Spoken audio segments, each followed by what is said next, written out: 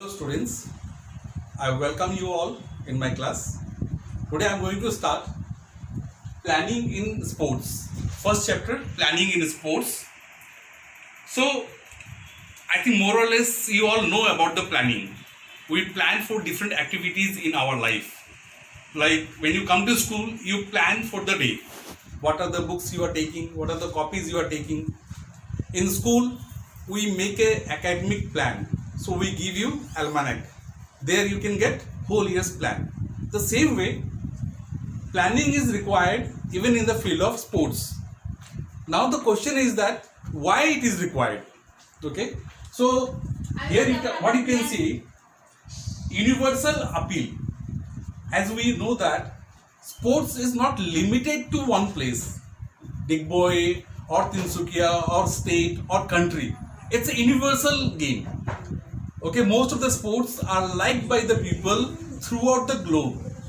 So it's a universal appeal. It's a very big market is there. Next is cut across color, race, status. In sports, it is the only field where this kind of discrimination is not there. People, they all sit together, they all play together. Doesn't matter who belongs to which color, race or status. Next, energizing. Sports is such a thing where it's not only player who energize himself or herself, it is also spectators, those who go and watch sports, they also get energized after looking at the players. Next, pleasure.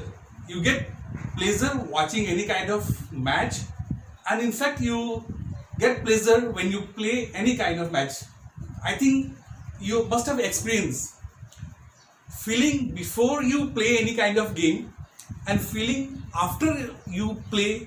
You go work out, you sweat out, and after that you feel yourself, you are very fit. Okay, so this kind of pleasure you get only after playing. Okay, so now we'll talk why planning is required. The first thing is that increased popularity. Why increased popularity? Nowadays one sports is played all over the world. I will not say that all over the country. It is played all over the world. Okay. Next is attained massive scale. There are a lot of people are now engaged in the field of sports. There are a lot of research are going on in the field of sports. Okay. So it is not limited. I will repeat again. It is not limited to certain areas, certain people. There are big audience. That is why this now corporate sectors, there are a lot of organizations, government agencies are also involved in the field of sports. If I tell you, like if some sports is organized, let's assume that in the school, inter-house sports meet and all, okay, or maybe in Digboy, inter-club tournament of cricket, football, basketball or anything. Don't you think that it needs planning?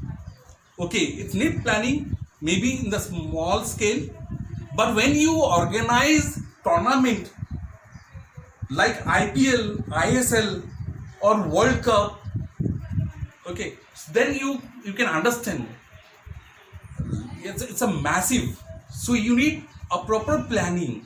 Why to proper planning?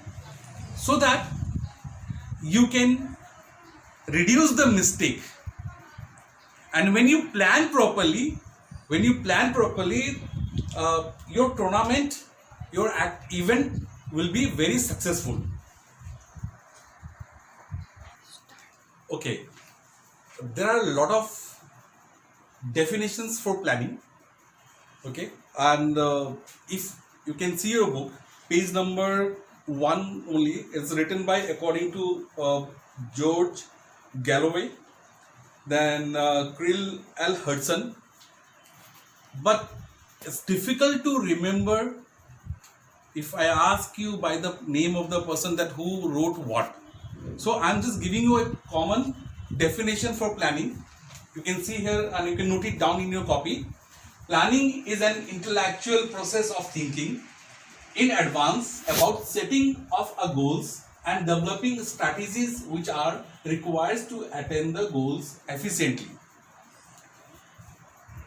So I have underlined the key points. What you can see, intellectual process. Intellectual process, you have to think that what kind of tournament you want, how to go for this kind of tournament, what kind of people you need. Okay, then thinking in advance is the same thing. You have to think about the tournament in advance. You should have plan A, B, C. Then setting of goals. What kind of goals you want to set? How many audience spectators you want? How many teams you want to participate in the tournament? Accordingly, you have to make a plan. Developing strategies. What will be your strategies for the tournament? Then requires to attain goals efficiently. So all these things are required to attain your goals efficiently. Okay, now good planning, here you can see good planning ensure success of session or match. Safety, as we all understand, safety is very important part of sports. Okay, protective gears are there or not along with the organizers. You have to make sure proper rules and regulations should be laid down for the tournament according to international body or national body. Then it ensures enjoyment. We play sports.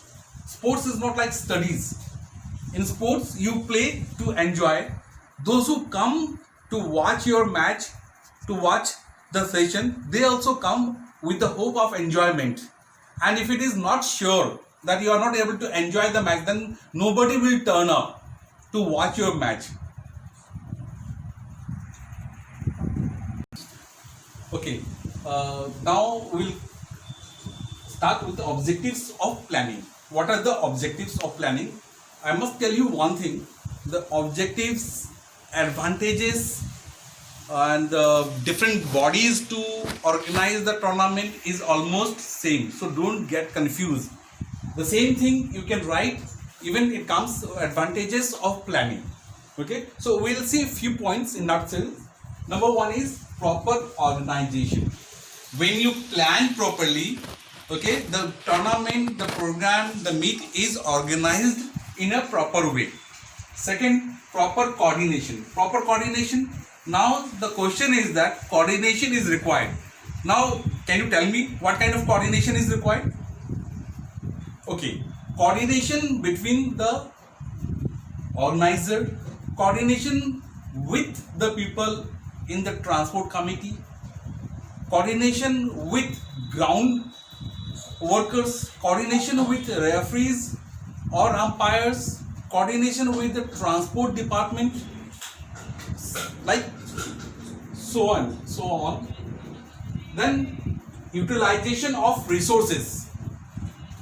Now when we organize in our school some CBSE or inter-DPS tournament, and resources, what kind of resources are required to organize any kind of tournament?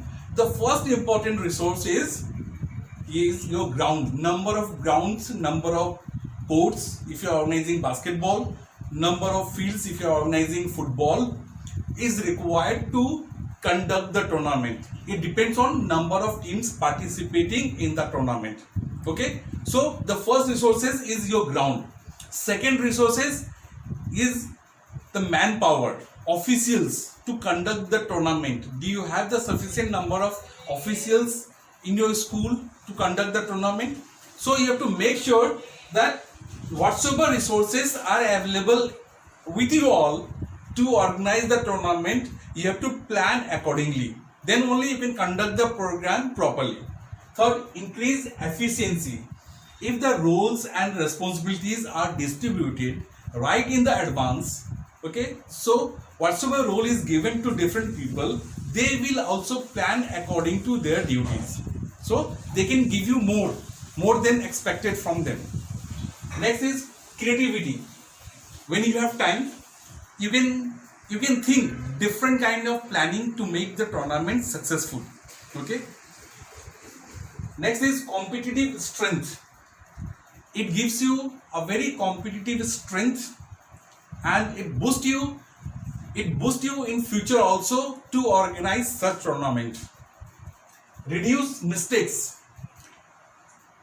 When see very small things, even when you sit for the examination, 3 hours question paper, and if you do not plan exactly how to go with the answers and all, so that we can finish within 3 hours. You must have heard or you must have experienced, after exam the paper was very lengthy, you could not complete the paper. Some students say that paper was very easy, 20 minutes before only he or she has completed the paper.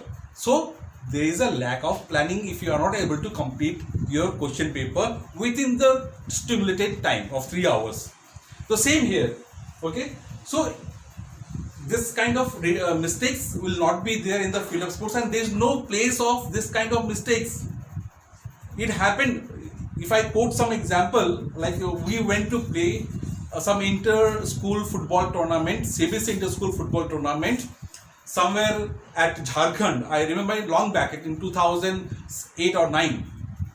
Match started, okay, all players were lined up, okay, toss, there was a toss completed, we won the toss, and the moment we arranged our players, both the teams have arranged their players, finally referee saying that there is no ball, and he was asking organizers to provide the ball, and finally they found there is no ball in the ground. There was a delay of almost 10 to 15 minutes. Someone went to sports room and brought the ball in the field. Okay, so this kind of mistakes won't be there. Like for example, there is a match, football match is going on, a referee is there, and all of a sudden, for some other reason, referee in the match situation gets injured, referee gets injured.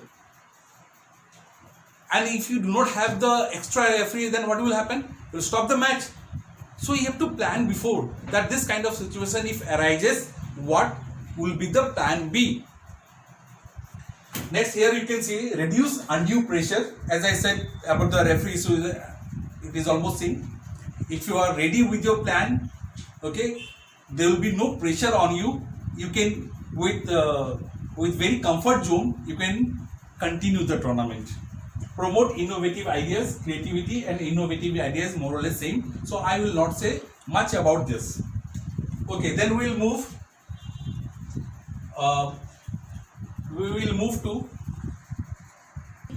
So we have seen the objectives of planning. In the next module, we will take various committees and their responsibilities. Thank you.